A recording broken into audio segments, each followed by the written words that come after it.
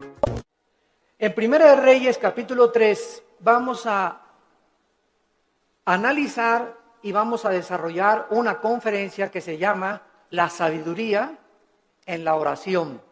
La sabiduría en la oración.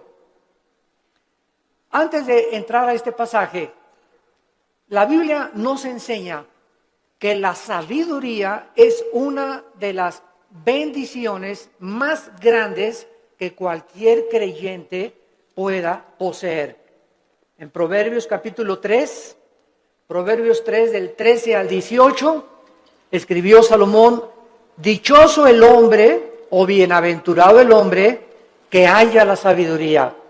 En otras palabras, hay que buscarla, porque para hallar tenemos que buscar. El que la encuentra y que obtiene la inteligencia, porque su ganancia, o sea, es mucho mejor ganar y tener sabiduría que toda la plata y que todo el oro que pudieras algún día amontonar.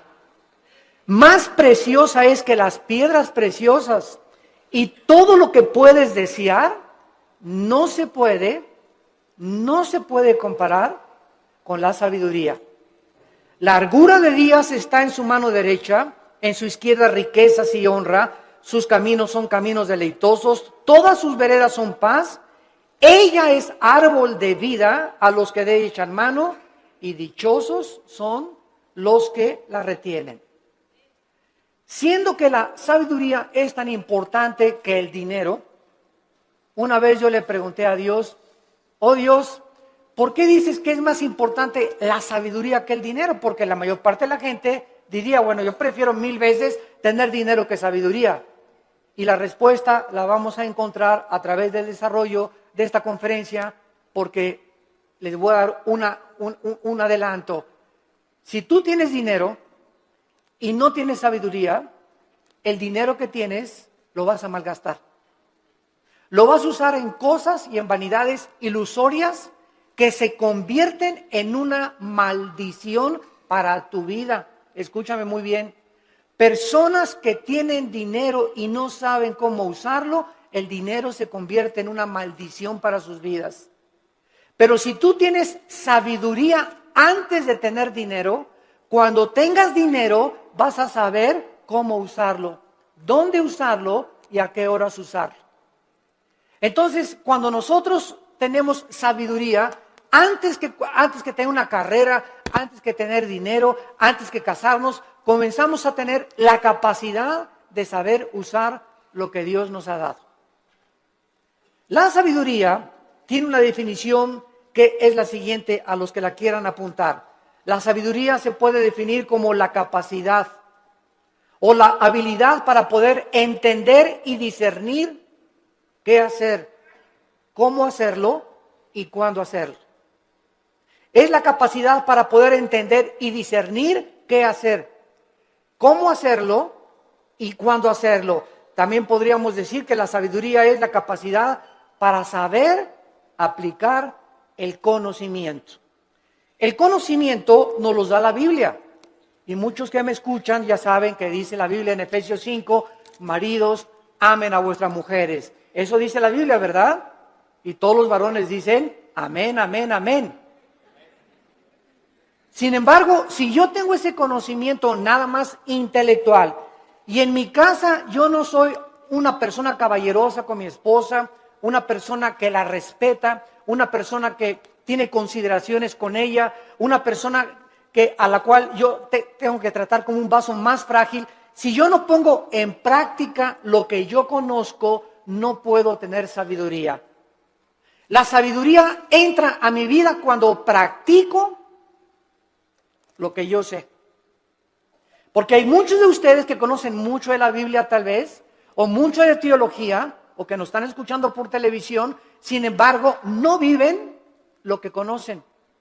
Dicen una cosa y hacen otra cosa. Y ahí es cuando la personalidad se comienza a desintegrar. Cuando nosotros decimos una cosa y hacemos otra cosa, nuestra mente se comienza a dividir. En la psicología se le llama esquizofrenia, que significa mente dividida.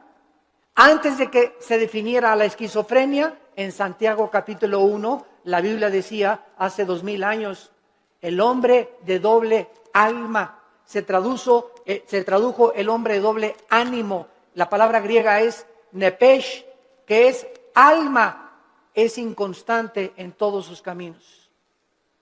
Una persona con la mente dividida no puede ser igual en el trabajo, ni en el autobús, ni en la tienda, ni en el supermercado, ni en la escuela, ni en su casa.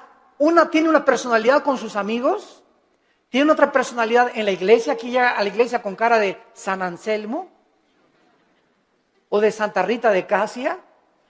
Tiene otra personalidad allá en su trabajo. Son personas que tienen 2 o 3 personalidades porque están desintegrados. Ante sus amigos son aquí, no, allá por aquí. En la iglesia aquí santo, santo, santo. En su familia son otra cosa. No son de una sola pieza, como decimos en México. Y Dios quiere que tú seas de una sola pieza. Que seas como eres aquí, allá, en la escuela, con tus amigos, a donde quiera que vayas. Y no lo eres porque no eres sabio, porque no tienes sabiduría. ¿Y por qué no tienes sabiduría? Porque no practicas lo que conoces. Ahora, ¿quién nos da esta sabiduría? La Biblia a través del Espíritu Santo. Porque la sabiduría no es amontonar conocimiento, como dicen en este mundo, esa persona es muy sabia, ganó el premio Nobel de Medicina, ganó el premio Nobel de Literatura, y se les consideran, o el científico Stephen Hawking en Inglaterra, que es el científico más grande ateo del mundo, lo considera una persona sabia. ¿A qué le llaman sabia a la gente? A los que tienen mucho conocimiento en determinado área académica. Pero la sabiduría de Dios es la capacidad para vivir, para ser papá, para educar a los hijos, para saber cómo educar a mi esposa, para tratar con el problema de mi hijo, para tratar con el problema de mi hija, para resolver los problemas en mi trabajo. Esta capacidad para resolver problemas en la Biblia se llama sabiduría. Porque hay mucha gente muy inteligente, con mucho conocimiento, sin que sepa cómo vivir. La persona que posee la sabiduría sabe distinguir entre el bien y entre el mal.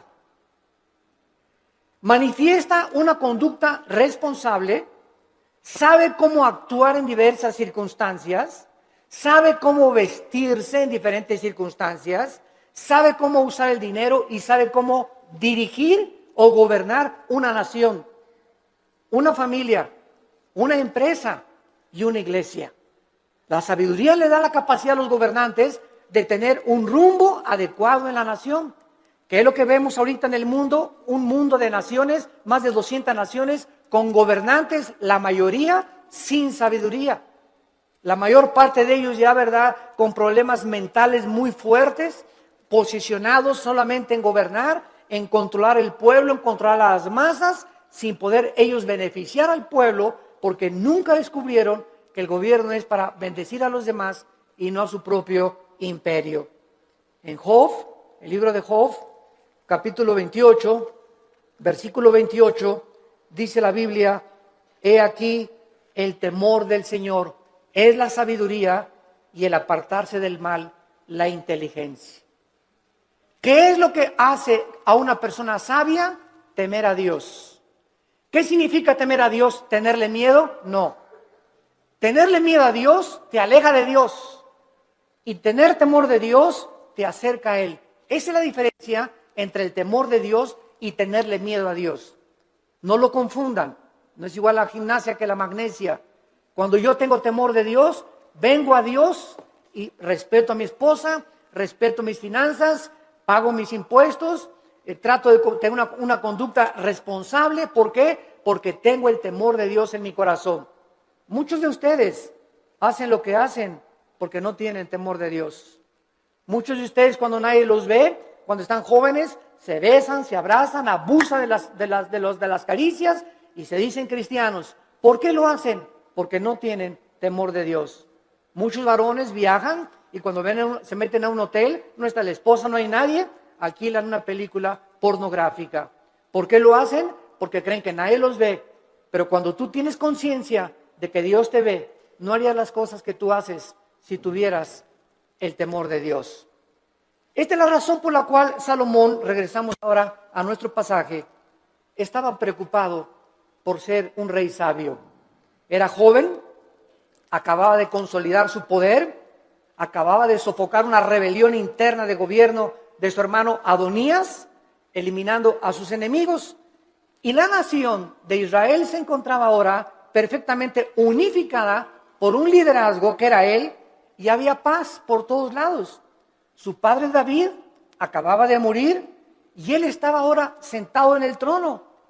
Y Salomón, cuando está sentado en el trono, sintiendo su inmadurez, su incapacidad y su falta de experiencia, le pide a Dios sabiduría para poder discernir y poder gobernar a un pueblo tan grande. ¿Qué es lo que nosotros debemos hacer también cuando muchos de ustedes, jóvenes que me escuchan, se casan a los 23 años?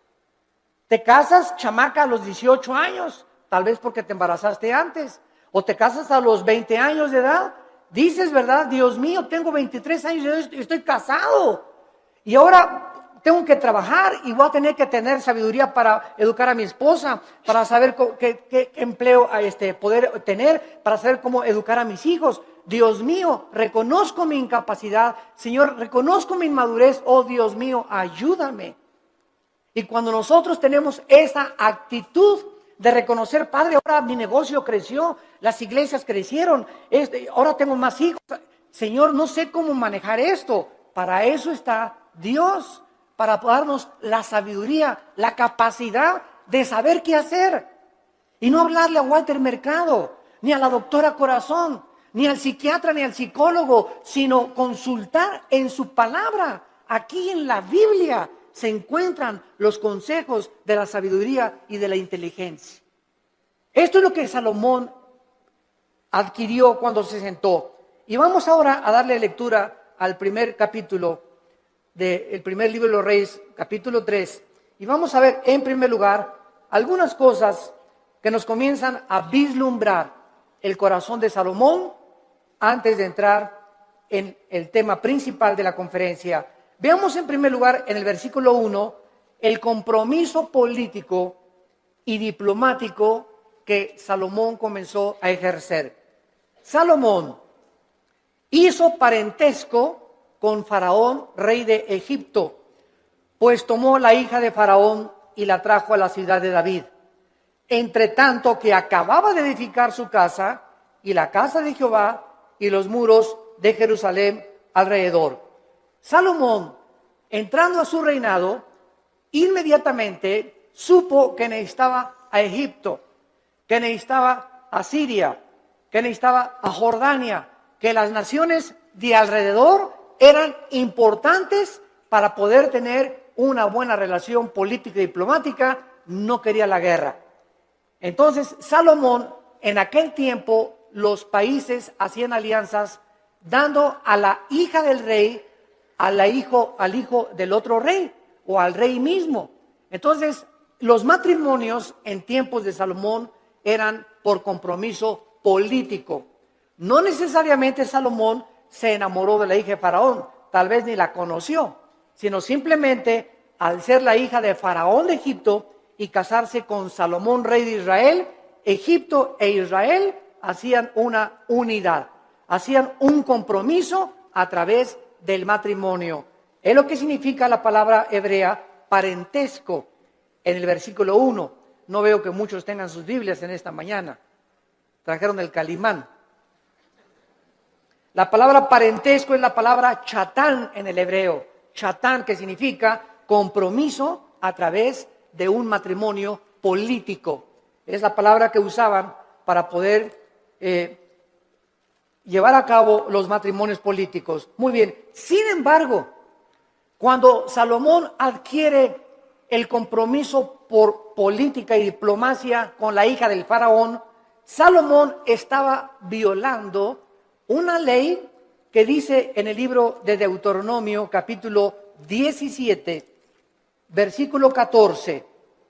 Deuteronomio 17, 14, que Dios había dado en el monte Sinaí a Moisés para los gobernantes.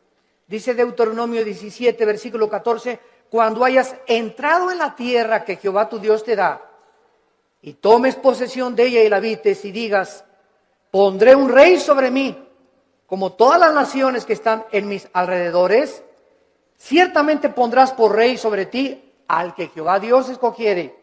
De entre tus hermanos pondrás rey sobre ti. No pondrás hombre extranjero que no sea tu hermano, pero él no aumentará para sí caballos, ni hará volver al pueblo a Egipto, con el fin de aumentar caballos, porque Jehová los ha dicho, no se vuelvan nunca por este camino. Versículo 17, ni tomará para sí muchas mujeres. Dios siempre estuvo en contra, ¿verdad?, de la poligamia, siempre, siempre.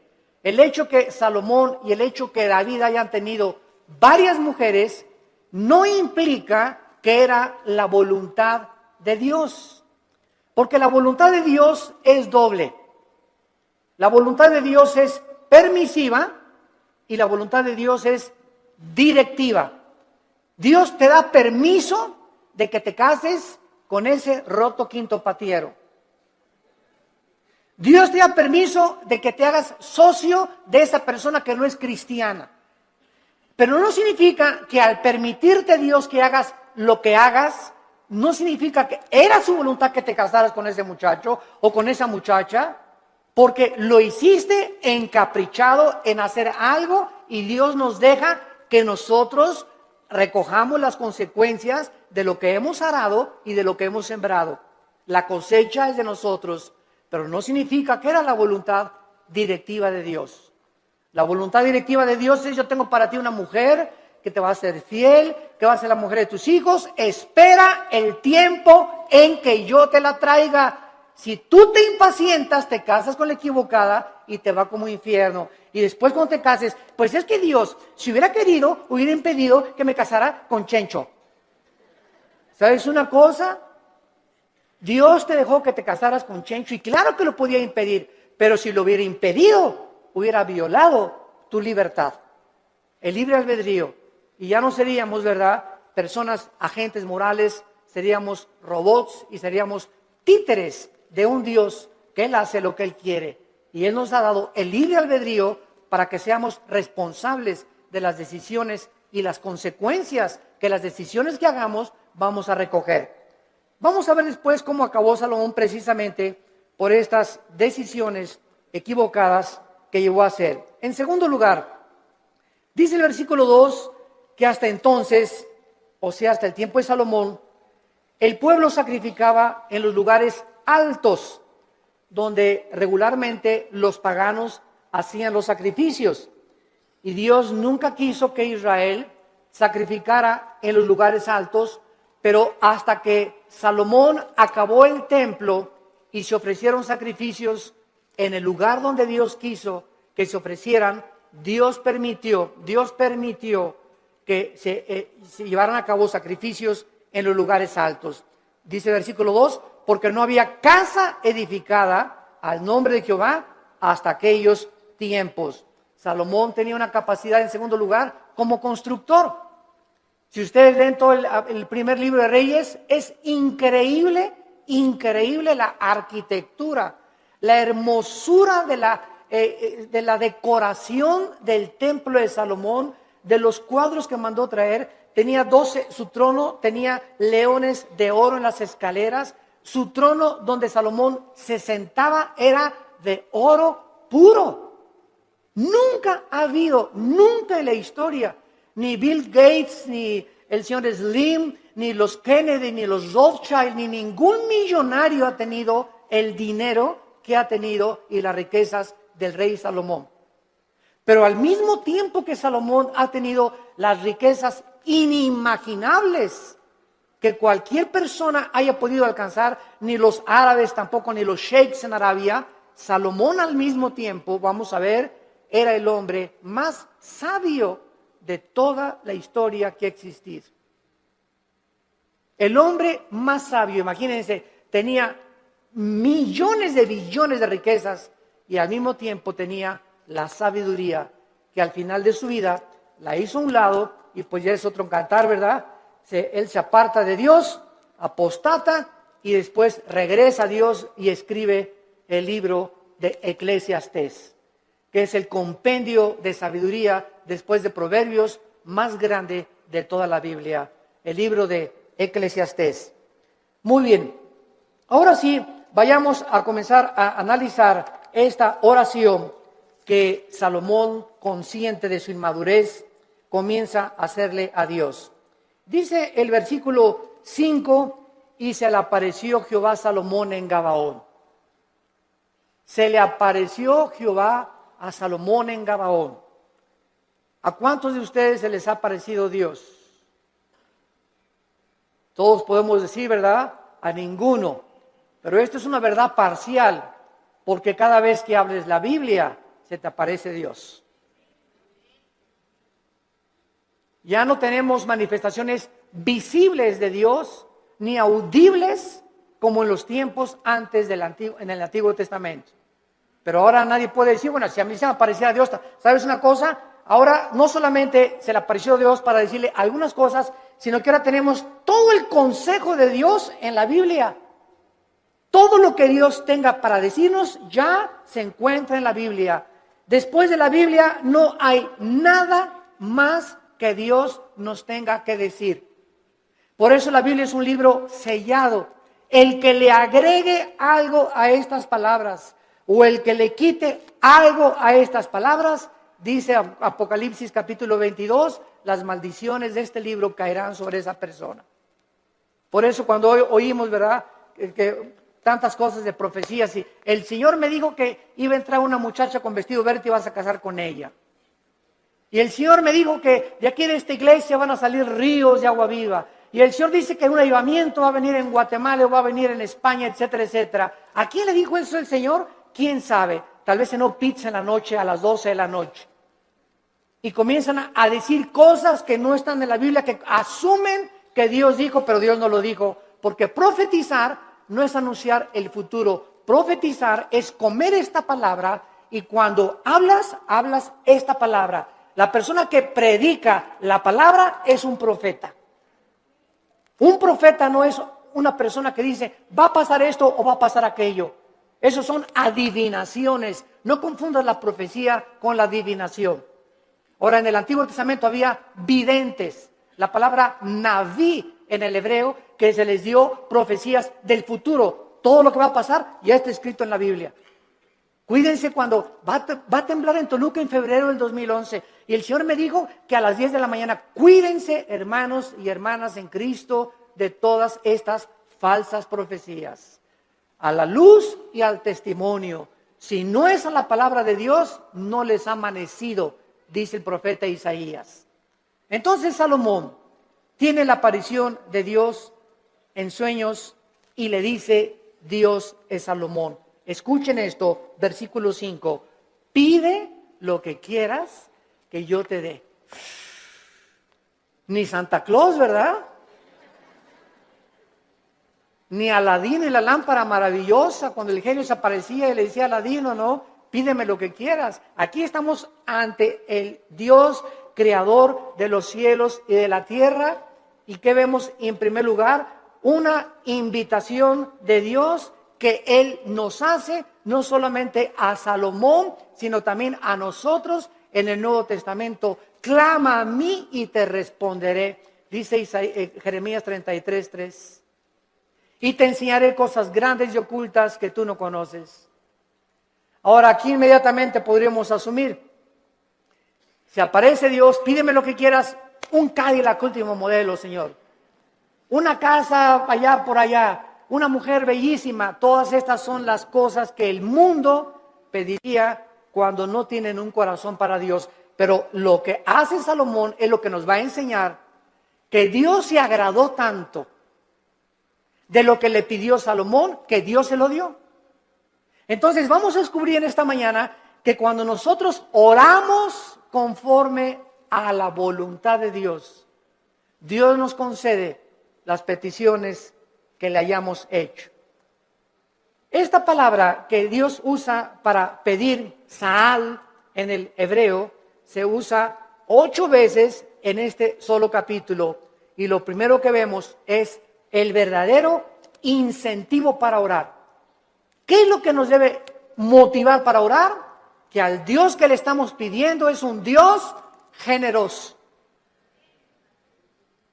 Toda buena dádiva y todo don procede del Padre de las luces, Santiago capítulo 1, en el cual no hay sombra ni variación alguna. Y el que tenga falta de sabiduría, Santiago capítulo 1, el que tenga falta de sabiduría, pídasela a Dios que se dará sobreabundantemente. Efesios 3:20, y aquel que es poderoso para hacer todas las cosas mucho más abundantemente de lo que le pedimos o ni siquiera nos imaginamos, según el poder que actúa en nosotros. Esto es muy importante porque mucha gente, yo he conocido que dicen, ay Señor, Señor, por favor, y creen que Dios está por allá lejísimos, ¿verdad? Y te pido, Señor, y gritan y se tiran y se revuelcan en el piso, etcétera, etcétera, y lloran. Y dice Efesios 3:20 que lo que le pedimos a Dios lo responde de acuerdo al poder que está afuera o adentro. ¿Perdón? Según el poder que actúa dentro de nosotros. Entonces, dentro de nosotros está el Espíritu Santo. Yo solo tengo que hincarme en el secreto de mi oración y entrar en comunión con Dios, y Él me está oyendo, Él está dentro de mí, y no tengo que buscar manifestaciones de Dios externas, porque el poder está dentro de mí. Y dentro de mí, si el Espíritu Santo, yo tengo una relación de compañerismo con Él y camino en santidad con Dios, lo que Dios me pone dentro de mí, me lo va a dar.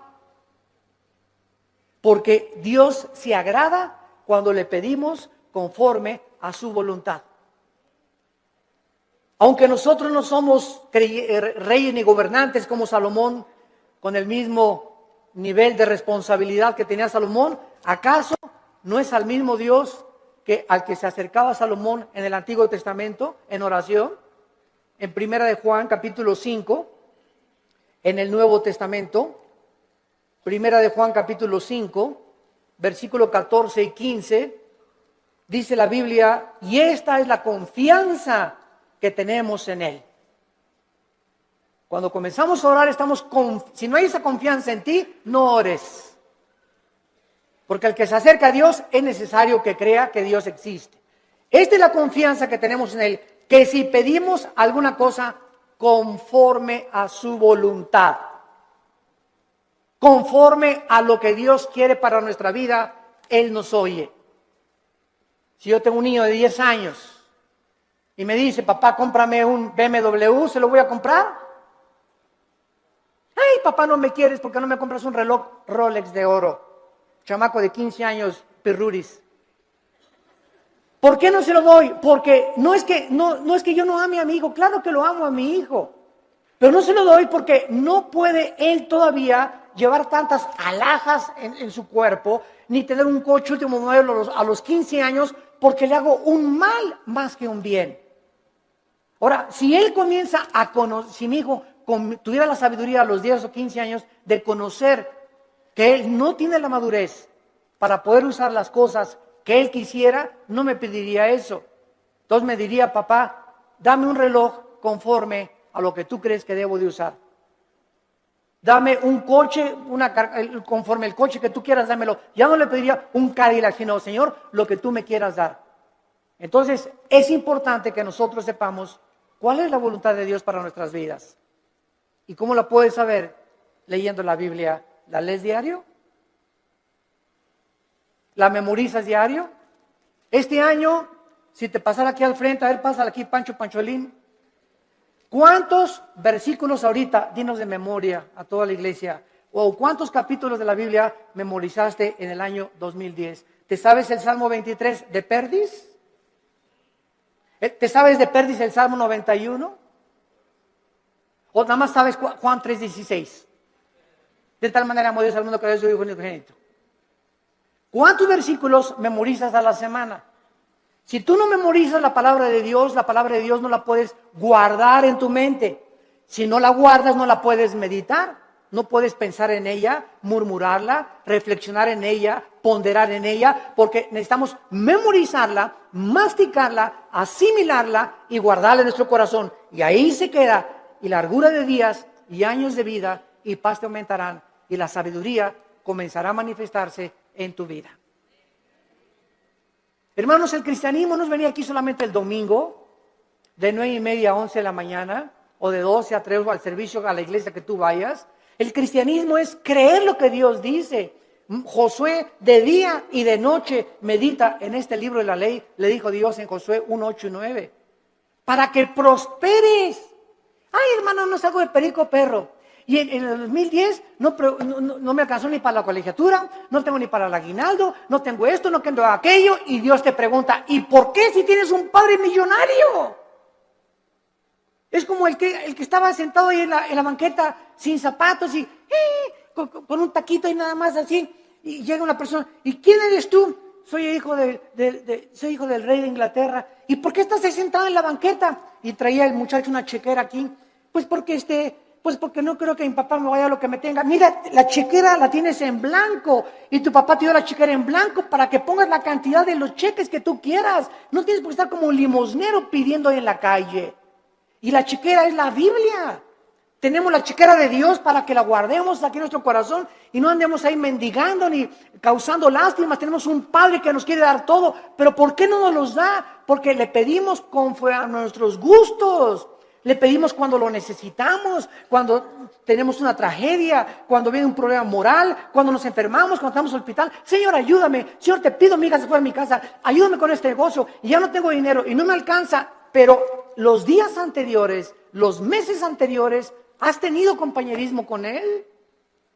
¿Lo has amado con todo tu corazón? ¿Eres santo? ¿Amas a tu esposa? ¿Bendices a tus hijos? ¿Les enseñas la palabra de Dios a tus hijos? ¿Eres honesto en tus negocios? Entonces Dios no puede darte, porque el que es infiel en lo poco, en lo mucho lo es. Si Dios te bendijera y te diera y te ayudara, te echaría a perder, porque no tienes la sabiduría para vivir y tener lo que Dios te quisiera dar. Reflexionen y mediten en esto profundamente, santos de Dios. A continuación, dice el versículo del 6 al 8, no solamente que tenemos el incentivo para orar, la generosidad de Dios. Ahora veamos el fundamento de la oración, la seguridad de que Dios nos va a oír. Dice el versículo 6 y 7, Primera de Reyes capítulo 3, si Salomón dijo, dame un Cadillac, hazme millonario, dame $1,000,000 y le doy $500,000 de ofrenda a la iglesia. Es la oración de casi todos los cristianos. Bendíceme, Señor, si me das 5 millones de pesos, te prometo que le doy 3 millones de pesos a la iglesia. ¿Sabes una cosa? ¿Cuánto tienes ahorita en el bolsillo? Pues ahí tengo como unos 5,000 pesos. Primero sé fiel con los 5,000 pesos antes que me pidas 5 millones de pesos. Y si no has sido fiel con lo poquito que te he dado, tampoco lo vas a hacer cuando yo te lo dé. A mí no me ves la cara, dice el Señor. Dios no puede ser burlado. Entonces tenemos que entender eso, ¿verdad? Vean ustedes ahora cuando Dios le dice a Salomón, pídeme lo que quieras. ¿Por qué Dios le concedió a Salomón lo que le concedió? Salomón le contestó, en primer lugar, tú hiciste gran misericordia a tu siervo David, mi padre. En primer lugar, recuerda, antes que nada, antes de pedirle, recuerda lo que él había hecho con su padre anteriormente. Dice a continuación, porque él anduvo delante de ti en verdad, en justicia y con rectitud de corazón para contigo. En segundo lugar, recuerda que su padre recibió de Dios lo que recibió porque David anduvo en integridad. ¿Qué es integridad? Hacer lo que nosotros decimos. Vivir lo que nosotros predicamos. Si tú predicas una cosa y vives otra cosa, no eres una persona integral, íntegro.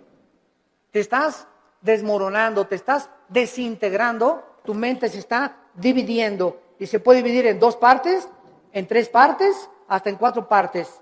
Y después los psicólogos entran y dicen, desórdenes múltiples de la personalidad humana. Personas que tienen hasta 5 personalidades y que se consideran como psicópatas, que ya tienen que ser internados en un hospital para enfermos mentales, que nunca su problema fue el problema mental, su problema fue que nunca resolvieron sus pecados pasados. No quisieron oír la voz de Dios en sus corazones. En tercer lugar, dice David, y tú le has reservado esta tu gran misericordia en que le diste hijo que se sentase en su trono como sucede en este día. Salomón, antes de pedirle nada a Dios, recuerda que el hecho de que él esté sentado donde él está sentado como rey, no es porque él lo mereciera.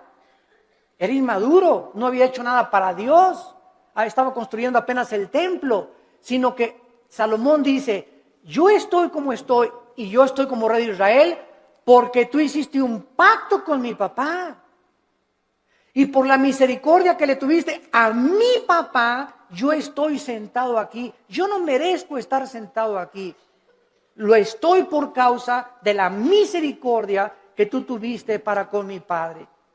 Y esto es algo muy importante porque muchos de ustedes están donde están por las oraciones de tu mamá, por las oraciones de tu padre, tal vez las oraciones de tu abuelo que tú no llegaste a conocer.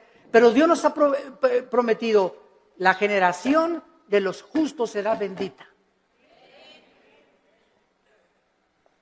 La generación de los justos será bendita y sus hijos heredarán la tierra. Salmo 112, 1 y 2. ¿Qué significa esto? Que aunque tengamos nosotros todavía hijos que vemos que no vienen al camino, yo conozco muchos grandes hombres de Dios, muchos misioneros que murieron y sus hijos no eran cristianos y se salvaron después de que se murieron los papás. Pero Dios cumplió su palabra. Entonces, el hecho que muramos y no alcancemos a ver a muchos de nosotros, a todos nuestros hijos salvos, no implica que Dios no va a cumplir su palabra. Dios va a cumplir su palabra. Y nuestros hijos son benditos. Y aunque ahorita pertenezcan muchos al diablo, Dios los va a arrebatar de sus garras. ¿Y sabes por qué? Por la misericordia que Él tiene con nosotros, sus padres, que caminamos con Él. Pero si tú no eres un padre que caminas con Dios, si tú no eres un padre fiel con Dios, si tú no caminas en santidad, estas promesas no pueden tener cumplimiento. La misericordia de Dios es sobre los que le temen y sobre de ellos hará conocer sus pactos. Y vemos enseguida cuando le dice Dios, cuando le dice Salomón en el versículo 6, finalmente, tú le has reservado esta misericordia en la que le diste hijo que se sentase en su trono, como sucede en este día. Vemos la fidelidad de Dios de una forma maravillosa. Y dice la Biblia en el versículo 7, ahora pues Jehová Dios mío, o sea, habiendo reconocido Salomón la misericordia que Dios tuvo para con su padre y el hecho que él esté donde está, que lo hacía indigno, tú me has puesto a mí, tu siervo, por rey en lugar de a mí, mi padre, y yo soy joven y no sé cómo entrar ni salir, y tu siervo está en medio de tu pueblo, al cual tú escogiste, un pueblo grande que no se puede contar ni tampoco enumerar.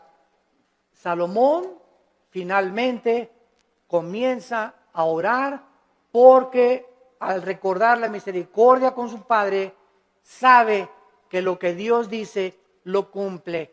¿Qué hace que nosotros oremos? La fidelidad de Dios. Dice en Efesios 3:20, y aquel que es poderoso para hacer las cosas mucho más abundantemente. Tú le pides a Dios algo, lo que Él te va a contestar es mucho más allá de lo que tú te imaginaste que te iba a contestar. Yo recuerdo, les conté hace algún tiempo, en 1977, 78, yo comencé a entrar al ministerio de tiempo completo. Yo trabajaba en un hotel en Acapulco, el hotel que es ahora el Emporio, creo, el Continental, estaba de gerente general del hotel. Y cuando entro en el 77, 78, me fui de misionero con unos misioneros norteamericanos, nos llevaron a la Sierra de Guerrero con la frontera con Oaxaca, Coajiquinapa, la Costa Chica, la Costa Grande. Todo eso anduve 3 años de misionero. Y en toda esa época de misionero, pues llegaba a mi casa y Alan estaba chiquito y comíamos mangos, comíamos frutas, no teníamos para comer, porque me daban un cheque de $50 a la semana, o sea, $200 al mes, pues, solamente no se alcanzaba para comer víveres. Vivíamos en un bungalito por pie de la cuesta en Acapulco, y lo único que teníamos en la casa era colchones, no teníamos estufa, no teníamos nada, una parrilla eléctrica. Ahí cocinábamos el pescado que yo iba a pescar, ¿verdad? Al mar. Entonces, durante todo ese tiempo, Dios me mostró su fidelidad. Nunca nos faltó pescado, nunca nos faltaron mangos en los árboles, ni tampoco manzanas, y peces. Aventaba el anzuelo y a las 2-3 horas agarraba 3 o 4 huachinangos y grandes peces, y comíamos ostras, y comíamos las cucarachas que se pegaban en las piedras. Me bajaba a bucear y las raspábamos así con limoncito, ¿verdad? Ricas así, y eso es lo que comíamos por 3 años. Hasta 1985 pasaron 8 o 9 años de mi ministerio cuando por primera vez compramos un refrigerador. Compré una lavadora de esas que vendían en Salinas y Rocha, de esas que chun chun que hacen así, para acá y para atrás. Las señoras ya saben cuáles son, ¿verdad? Así es, las lavadoras antiguas. Pagué como 3 años en pagarla, y hasta el 85 me regalaron una camioneta combi usada con 80,000 kilómetros, y en esa nos transportábamos después de tantos años de caminar y conocer a Dios. Entonces, Dios es fiel, pero Dios no te da las cosas así. Y ahora todo el mundo quiere casarse, ya quiero un plasma, y quiero tapetes y cortinas que vengan de España, y cuadros así, y quiero un coche último modelo, y ya todo el mundo ahorita es una ambición. Pastores que ya quieren una iglesia grande, ya quieren 500 personas, etcétera, etcétera, cuando no saben que irá andando y llorando el que lleva la preciosa semilla, y regresará con gozo trayendo las gavillas. Hay que arar y arar y arar la tierra y caminar y arar. El ranchero va rompiendo la tierra, y primero aras, primero rompes, sudas lo que tú estás haciendo, y después ya vienes y siembras la semilla, y después viene la tercera fase, que es la cosecha. Tenemos que arar, tenemos que sembrar y tenemos que cosechar. Pero si tú no trabajas, si tú no aras y no siembras, ¿por qué esperas recoger? Entonces tú no vas a recoger nunca en la vida lo que nunca has sembrado, en lo que nunca has trabajado. ¿Quiénes son los que poblan las cárceles? Almoloya, el reclusorio, personas que creyeron que sin trabajar, sino quitándole el dinero o vendiendo algo rápido, droga, podían obtener ganancias inmediatas, y tarde o temprano acaban en esas cárceles. Porque la Biblia dice: ganarás el pan con el sudor de tu frente. Y todo lo que es fácil y lo que es barato no tiene la bendición de Dios. Dinero mal habido será maldecido. Es una ley inexorable espiritual. Salomón, pues, comienza a decirle a Dios: yo soy joven, no sé cómo levantarme, no sé cómo gobernar, no tengo la madurez, y quiero, por favor, Señor, versículo 7, que me des a mí, versículo 8, la capacidad para poder gobernar. Cuando Dios le dijo a Salomón: pídeme lo que quieras, Dios estaba probando el corazón de Salomón. Y cuando venimos en oración y le pedimos a Dios, de la abundancia de las palabras, de la abundancia del corazón, habla la boca. Lo que tú le pides a Dios denota y manifiesta lo que realmente quieres en tu corazón. Y vamos a ver el gran secreto de por qué Dios le contestó esta oración. En el versículo 7 y 8, Salomón reconoce que él no tiene la capacidad de gobernar un pueblo tan grande, ni numerarlo por tanta y grande multitud. Su principal capacidad de la cual él comienza a reconocer es que él necesitaba una cosa importante. Versículo 9, dale, es lo primero que Salomón le pide: dame un corazón entendido. Por favor, la palabra entendido es shama, que significa oír o escuchar. Vamos a ver, vamos por orden, esto es muy importante, síganme con cuidado. Dame un corazón que sepa escuchar a la gente. Es lo que significa entendido. Shama viene de la palabra hebrea Shema. Cuando dicen Deuteronomio 6, Shema Yisrael Adonai Elohim Adonai Echad, se tradujo, oye Israel, Jehová tu Dios, uno es. Shema, oye, Shama aquí es escuchar. Dame un corazón Shama, que sepa escuchar. Ahora, dice el versículo 9, que sepa escuchar para juzgar a tu pueblo y para discernir entre lo bueno y lo malo. Vean ustedes con cuidado lo que Salomón está pidiéndole a Dios. Señor, permíteme presentarme ante tu pueblo. Supongamos que ustedes son el pueblo de Dios. Y un gobernante necesita oír. Un pastor necesita, para dar consejería, oír. Pero cuando nosotros oímos, y muchas veces lo que los gobernantes oyen del pueblo, no siempre es la verdad, ¿correcto? Porque ve una señora, y mi esposo esto y el otro, y bla, bla, bla, bla, y bla, bla, bla, bla. Y el pastor o el cristiano que oye a la esposa y asume que la esposa tiene razón, sin haber oído la otra parte, al esposo, es una persona sin inteligencia ni tampoco discernimiento. Entonces, no creas todo lo que la gente te dice. Y ya supiste que fulano y tal, bla, bla, bla, bla, bla, bla, bla, bla. Y ya supiste que fulanita la vio la noche y bla, bla, bla, bla. Y ya viste lo que se dijo ese pastor que bla, bla, bla, bla, bla. Ten mucho cuidado cuando tú oigas y asumas que lo que te están diciendo es verdad. Entonces, ¿qué necesitamos para saber si lo que nos están diciendo es verdad o no es verdad? Necesitamos discernimiento. Y el discernimiento es una capacidad que el Espíritu Santo da para poder distinguir entre el bien y entre el mal, entre la mentira y la falsedad, entre lo que es real y lo que no es real. Y esta capacidad no la da ningún libro, ninguna escuela, ningún seminario, la da Dios. A los que han aprendido antes escucharlo a Él. Cuando tú vienes a la Biblia, ¿a quién estás oyendo? A Dios.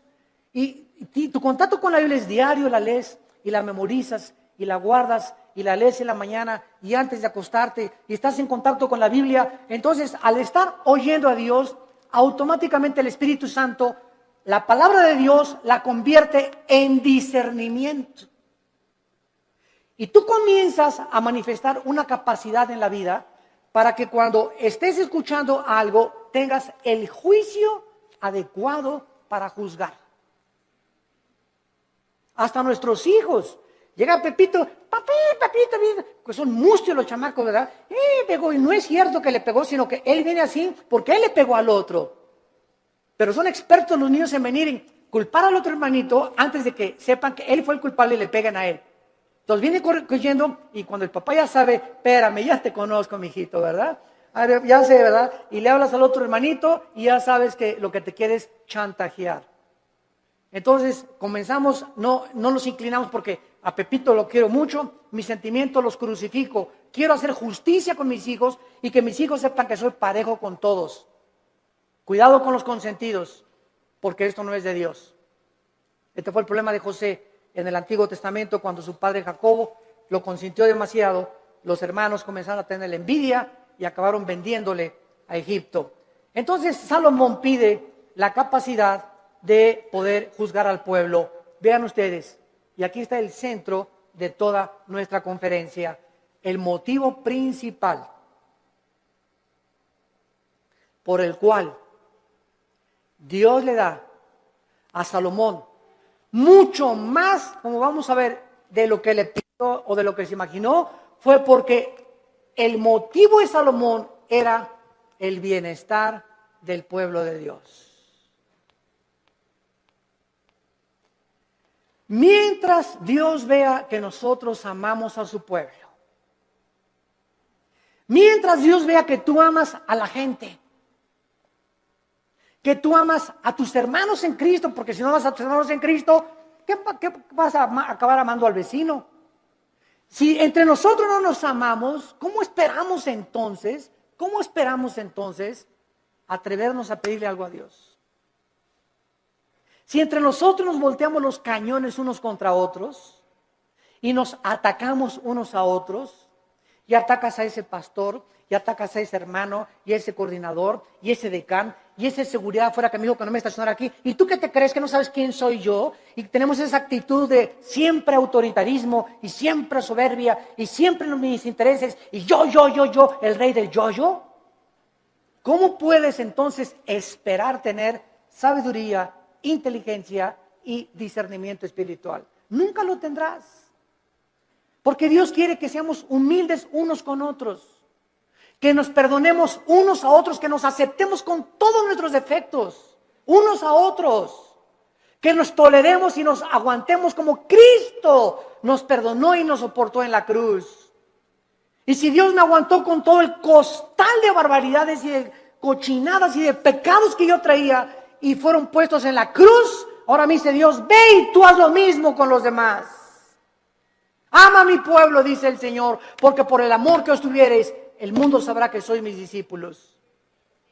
Pero si estamos entre nosotros con celos y envidias y críticas y calumnias y maldiciones y esto y el otro y por aquí y por allá, es un pueblo carnal. Son los que se van a quedar en el desierto. Nunca van a entrar a Canaán, nunca tendrán la bendición, nunca tendrán respuesta a sus oraciones, porque nunca quisieron morir a sí mismos. Nunca tendrán sabiduría. Navegarán siempre por diferentes aguas, como veletas en la vida, llevados por todos vientos de doctrina. Nunca tendrán el timón en sus manos, su vida, su barco, nunca tendrá curso, siempre irá donde va el viento. Como veletas, como veleros, sin un motor, sin sabiduría, sin convicciones, porque nunca amaron al pueblo de Dios. Amados, amémonos unos a otros. En 1 Corintios, en el Nuevo Testamento, para terminar, capítulo 12, ¿qué encontramos en Corintios 12, 13 y 14? 3 capítulos dedicados a los dones espirituales. El capítulo 12 pone el cimiento de los dones. El capítulo 14 explica qué son las lenguas. Y el capítulo 14 nos dice claramente, ¿verdad? El 14 nos dice qué son las lenguas y el 13 nos dice qué es realmente lo que más le importa a Dios. El amor. Pero vean ustedes en 1 Corintios 12, versículo 4 al 7, la congruencia y la consistencia de la verdad de la Biblia. 1 Corintios 12, 4. Ahora bien, hay diversidad de dones, pero el Espíritu es el mismo. Hay diversidad, el Señor es el mismo. Hay diversidad de operaciones, pero Dios que hace todas las cosas, todos el mismo. Versículo 7, importantísimo. Pero a cada uno, a Pancho, a Carmelita, a Josué, a Pepe, a Carlos, o sea, no hay nadie de los que me están escuchando que sean cristianos que no tenga dones. Todos tenemos dones y miren lo que dice, pero a cada uno le es dada la manifestación del Espíritu para provecho. La palabra provecho es la palabra sumiero en el griego, que significa para el beneficio de los demás. Mis dones no son para mí, son para los demás, para edificarlos a ustedes. Por eso en Corintios 14 Pablo dice, en la iglesia, por favor, no hablen en lenguas.